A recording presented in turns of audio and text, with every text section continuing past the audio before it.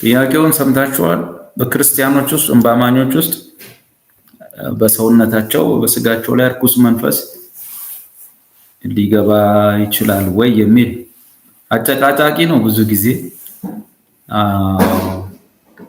ለምን ሰዎች ብዙ ጊዜ መልስ የሚሰጡት ከሚታየው ነገር ተነስተው ስለሆነ በቤተ ክርስቲያን ከሚታዩ ነገሮች ይነሱና ከዛ በኋላ ያው ከጴንጤዎች ውስጥ መንፈስ ሲወጣ ያውና ከከሊት ወጥቷል፣ ከከሌ ወጥቷል፣ ከሌ ጮኋል፣ ስለዚህ እኛ ማኞች ውስጥ ርኩስ መንፈስ ሊገባብን ይችላል ብለው ከሚታየው ነገር በአብዛኛው የሚታየው 80% ከሚታየው ነገር ተነስተው መልስ ይሰጣሉ። እዚህ ያለነው ሰዎች ደግሞ እርግጠኛ ነኝ መልስ የምንፈልገው ከምናየው ከምንሰማው ከሆነው ነገር ተነስተን ሳይሆን ከእግዚአብሔር ቃል አንፃር ነው ብለን እናስባለን። ስለዚህ እንደ እግዚአብሔር ቃል ነው መልስ መስጠት ያለብን። ባጭሩ በአማኞች ውስጥ ርኩስ መንፈስ በስጋቸው ውስጥ ሊገባ ይችላል ወይ ማለት ይሄ ጥያቄ በተዘዋዋሪ ምን ማለት ነው? በሌላ አነጋገር በሐዋርያው ጳውሎስ ውስጥ በስጋው ውስጥ ወይም ሐዋርያው ጳውሎስን ርኩስ መንፈስ ሊገባበት ይችላል ወይ? ሐዋርያው ጴጥሮስን ርኩስ መንፈስ ሊገባበት ይችላል ወይ? ድንግል ማርያም ውስጥ ርኩስ መንፈስ ሊገባባት ይችላል ወይ? ወይ ቀደሙ ክርስቲያኖች እነ ያዕቆብ ውስጥ ርኩስ መንፈስ ሊገባባቸው ይችላል ወይ ብሎ እንደመጠየቅ። ምክንያቱም እነሱም አማኞች ናቸው፣ እኛም አማኞች ነን። እኩል ነው ዋጋ የተከፈለው፣ እኩል ነው የተገዛን፣ የተቤዠ ነው ስጋችን በዋጋ የተገዛው እኩል ነው። ስለዚህ አንድ ሰው ደፍሮ ይሄንን ጥያቄ ሲጠይቅ እንዲህ ብሎ ይጠይቅ፣ ሐዋርያው ጳውሎስ ውስጥ ግን ሰይጣን አስገድዶት ሊገባበት አይችልም ወይ? ጴጥሮስ ውስጥ ርኩስ መንፈስ እንደው ገፍትሮ መግባት አይችልም ወይ? እና ሊኖርበትና አእምሮን ሊያሳጣው አይችልም ወይ ብሎ ሊጠይቅ ይችላል። እንደዛ እንደመጠየቅ ማለት ነው። አንዳንድ ጊዜ ቸርች ውስጥ የምናያቸውን ክርስቲያኖች እና አማኝ ውስጥ ሊገባ ይችላል አይችልም የሚለው ጥያቄ ከዛ ከምናየው ተነስተን የምንጠይቀው። እንግዲህ መመለስ ያለብን ግን ከምናየው ተነስተን መሆን የለበትም። የሚታዩ ነገሮች መረጃዎች ናቸው። የእግዚአብሔር ቃል ደግሞ መረጃ አይደለም፣ ትሩዝ ነው፣ እውነት ነው፣ ትሩዝ ነው፣ የእግዚአብሔር ፕሪሴፕትስ ነው። ስለዚህ መረጃን ተጨባጭ የሆኑ መረጃዎችን እነዚህ ላይ ተመስርተን መልስ መስጠት ከመጽሐፉ ሊያወጣን ስለሚችል እኛም በአይናችን እያየን ቢሆንም እየሰማን ቢሆንም እየተመለከትንም ቢሆንም ጨዋታው ምን እንደሆነ አንዳንዴ ባይገባንም ነገር ግን እኔ መልስ የምሰጠው ከእግዚአብሔር ቃል ተነስቼ። እንግዲህ በክርስቶስ የመስቀል ስራ የቤዞስ ስራ ካገኘናቸው ጥቅሞች ውስጥ ወይም በረከቶች ውስጥ አንዱ የዘላለም ሕይወት ማግኘት ብቻ አይደለም፣ የእግዚአብሔር ልጅነትን ማግኘት ብቻ አይደለም፣ መጽደቅ ወይም ጽድቅ መቆጠሩ ብቻ አይደለም። ይሄ ራሱ ያኔ ወደቀው ስጋ እና የርኩሳን መናፍስትም ማደሪያ የመሆን ብቃት የነበረው ይሄ ስጋም መስቀል ላይ በተከፈለ ዋጋ ተገዝቷል። መስቀል ላይ ለመንፈሴ ለነፍሴ ለስጋዬ ነው ስራ የተሰራው፣ ለአንዱ ወገን አይደል። ይሄ ለመንፈሴ ሞቶ የዘላለም ሕይወት አግኝቻለሁ፣ የነፍሴ ነገር ገና ቆርጦ አልታወቀም፣ ስጋዬማ ተውት የሚል አይደለም። መጽሐፉ የሚለው ምንድነው? ለምሳሌ በቆሮንቶስ ማለት ነው አንደኛ ቆሮንቶስ ምዕራፍ 6 ላይ ወይስ ቁጥር 19 እና 20 ወይስ ስጋችሁ ከእግዚአብሔር የተቀበላችሁት በእናንተ የሚኖረው የመንፈስ ቅዱስ ቤተ መቅደስ እንደሆነ አታውቁምን? በዋጋ ተገዝታችኋልና ለራሳችሁ አይደላችሁ ይላል። በዋጋ ተገዝታችኋል።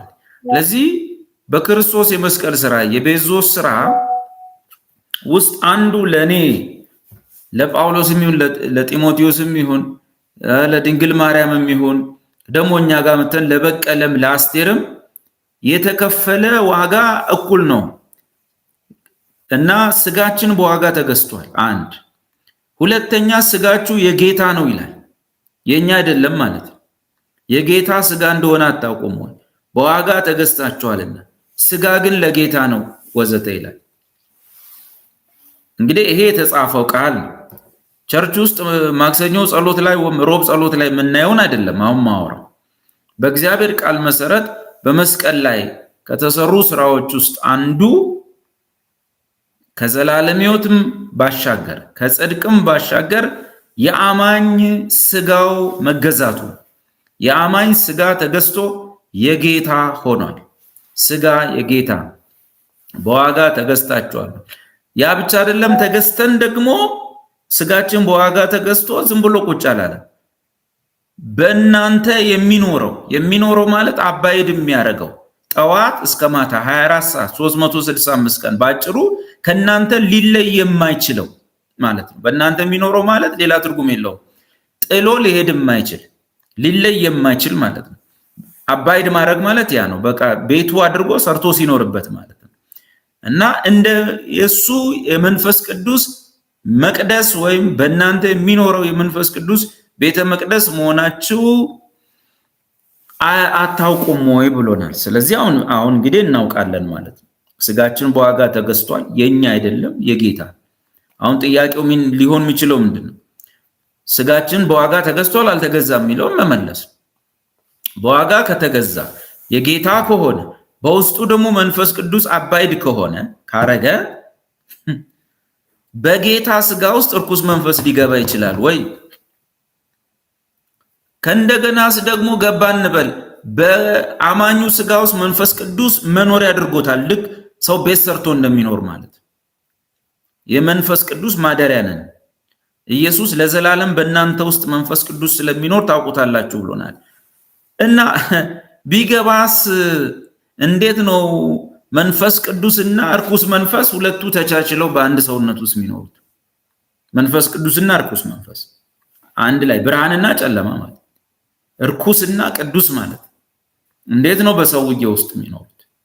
ስለዚህ የሆነ ቦታ ላይ የተበላሸ ነገር አለ ማለት ነው። ከምናየው ነገር ተነስተን ስናስብና ቃሉን ስናስብ የሆነ ቦታ ላይ የሆነ የተምታታ ነገር አለ፣ የሆነ መስመር የለቀቀ ነገር አለ፣ ያልተሟላ ነገር አለ ማለት።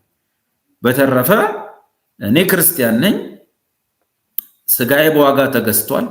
ስጋዬ የኔ አይደለም የጌታ ነው። መንፈስ ቅዱስ ደግሞ ለዘላለም ሊኖርበት ገብቷል። ከዚህ የተነሳ ስጋዬ የሰይጣን ሊሆን አይችልም። ጌታ አለው፣ የገዛው አለ፣ ባለቤት አለው። ባለቤቱ ደግሞ የጨለማው ኃይል ሊነጥቀው የሚችለው አይደለም፣ ጌታ ኢየሱስ ስለሆነ ባለቤቱ። ስለዚህ ሊሆን የሚችል ግን ሌላ ነገር አለ። እንደየሰው ትርጉም ቢለያይም በጳውሎስ ሕይወት ውስጥ ያየ ነው።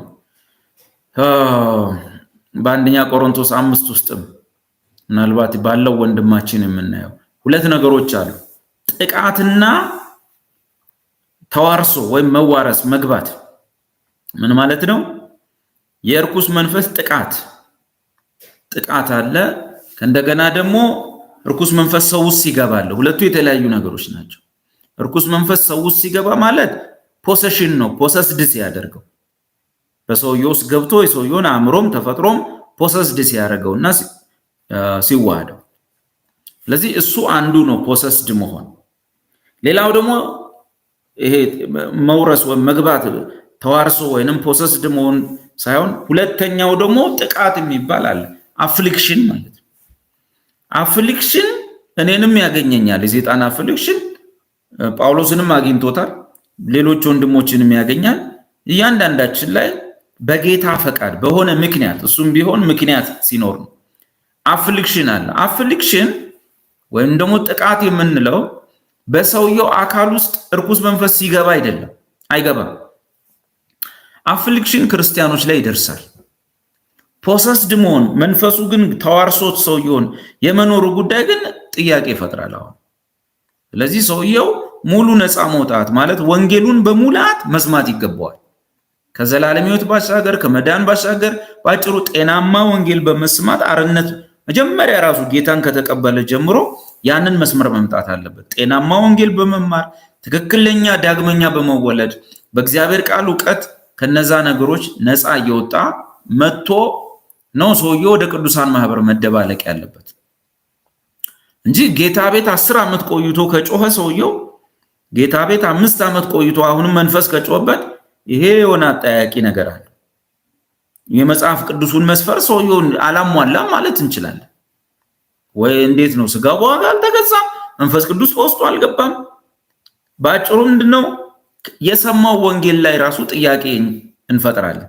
የሰውዬ ጤናማ ወንጌል ሰምታሉ። ምናልባት ሰባኪው ድሮ ወደ ሄንሶዬ ወደ ጌታ ያመጣው እኔ ደሃ ነበርኩኝ ብሎ ሰባኪው ደሃ ነበርኩ፣ መንገድ ዳር ነበር መተኛው፣ ጌታን ሳገኛውን ሀብት አገኘው፣ ቤት አገኘው፣ ጌታን ተቀበሉ ሲል የመጣ ሰውዬ ሊሆን ይችላል። ወንጌል አልሰማም ማለት ነው። እስካሁን የኃጢአት ስርየት ወንጌልን አልሰማም። ለዚህ ሁለቱን ነገሮች እንለያቸው። ፖሰስድ መሆን ወይም ፖሰሽን ማለት እርኩስ መንፈስ በሰውየው አካል ውስጥ ይገባል። ይሄ በክርስቲያን ላይ ሊሆን አይችልም። ጴጥሮስ ውስጥ እንዴት፣ ጳውሎስ ውስጥ እንዴት፣ ማርያም ውስጥ እንዴት፣ ያዕቆብ ውስጥ እንዴት፣ ዳግመኛ የተወለደ ሰው ውስጥ እንዴት። አፍሊክሽን ግን ጥቃት የምንለው ግን አፍሊክሽን ነው። እሱ ግን ሁሉም ላይ ሊደርስ ይችላል። ጥቃት በስጋችን ላይ የሚፈጸም ጥቃት ማለት ነው። ከውጭ ሆነና እርኩስ መንፈስ ከውጭ ሆኖ በክርስቲያኖች ተፈጥሮ ላይ ወይም ሰውነት ላይ የሚልቀው ጥቃት ማለት ነው። እሱ ደግሞ በሁለት ምክንያት ነው የሚሆነው። በሁለት ምክንያት የክርስቲያኖች ስጋ ሰይጣን አፍሊክት ሊያጠቃው ይችላል ከርቀት ሆኖ በሁለት ምክንያት። አንደኛው ምክንያት በብዙ ክርስቲያኖች ላይ ያ ምክንያት በአብዛኛው ምናልባት 99 ነጥብ ምናምን አይመጣም። አንደኛው ምክንያት እሱ ምንድነው? የመገለጥ ታላቅነት። እንደ ጳውሎስ ሶስተኛ ሰማይ የወጣ ሰው ከኛ መሃል በሐዋርያት ያልተገለጠላቸውን መገለጥ ለማግኘት ወደ ሰማይ የወጣ ኢየሱስ በሰማይ ወንጌል ያስተማረው አዲስ ትምህርት ያስተማረው እንደው እንዲህ አይነት ባለ መገለጥ ካለ እንዲህ አይነቱ ሰው በመገለጥ ታላቅነት እንዳይታበይ እንዳይመካ የሰይጣን መልእክተኛ ወይም አፍሊክት የሚያደርገው መጎሰሚያ በሰውነቱ ላይ ይላካል። ግን ይሄ በጳውሎስ ላይ ነው ያየነው፣ ኢቭን በጴጥሮስ ላይ አላየንም። ስለዚህ በዚህ ሚዲያ ውስጥ ያላችሁ ሰዎች ይሄኛው የመጀመሪያው ምክንያት አይመለከታችሁም ማለት ነው። በመገለጥ ታላቅነት ምንም የምትታበዩት የለም። እኛ ገና መጽሐፍ ቅዱስ እያጠናን እንደ ጳውሎስ ሶስተኛ ሰማይ ሄደን አልመጣንም። ሊነገር የማይችል የማይነገር ቃል አልሰማንም። ስለዚህ ጳውሎስ በመገለጥ ታላቅነት እንዳይታበይ የስጋው መጎሰሚያ የሰይጣን መልእክተኛ ተሰጥቶታል። እሱ አፍሊክሽን ነው። ምናልባት የአንደኛ ቆሮንቶስ 5 ወንድም ደግሞ ሌላ ምክንያት ነው። ሌላው ሁለተኛው ምክንያት የአፍሊክሽን ወይም የጥቃት ሁለተኛው ምክንያት የተገለጠ ኃጢአት ነው።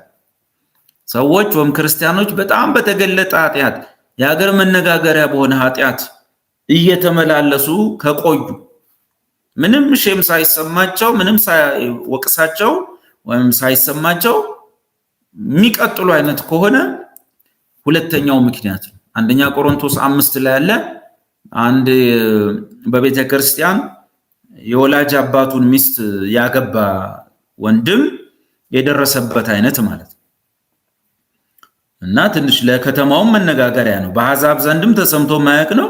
እንዲህ ያደረገ ልጁ ምንም መፍረት የለውም፣ ሴትዮዋ መፍረት የላቸው፣ ቸርች ተያይዘው ይመጣሉ። ስለዚህ ጳውሎስ ይህ ሰው በስጋው ላይ እንዲቀጣ ስጋው እንዲቀጣ ለሰይጣን እንዲሰጥ ፍርዴ ነው አለ። እንደዚህ ትንሽ በቃ ለጆሮ ጭው የሚያደርግ ነገር ሆነው ምንም ግን የማይመለሱና ክርስትናውን በጣም የሚያስወቅሱ ሰዎች ሲኖሩ ይፈጸማል አፍሊክሽን በስጋቸው ላይ ሰይጣን መልእክተኛ ጥቃት ወይም ቅጣት እንዲፈጸምባቸው ነው እንጂ ከመሬት ተነስቶም ሰይጣን በፈለገ ሰዓት እያንዳንዱን ክርስቲያን አፍሊክት ሊያደርግም አይችልም። ዛሬ ራሱ በዚህ ሚዲያ ያላችሁ ሰዎች ከአፍሊክሽን ነፃ ናችሁ። ዛሬ ላይ ራሱ ባትሆኑ ኖሮ አትመጡም ነበር። ስለዚህ ከመሬት ተነስቶ የሚያደርገው አይደለም። በጌታ ፈቃድ፣ በጌታ ዕውቀት፣ በእነዚህ ሁለት ምክንያቶች አንድ በመገለጥ ታላቅነት፣ ሁለት ደግሞ በተገለጠ አነጋጋሪ ኃጢአት ሰው ማይመለስ ሲሆን አፍሊክሽን ይመጣል። ፖሰስድ መሆን ግን ፖሰሽን የሚባለው ግን በክርስቲያኖች ላይ ሊሆን አይችልም።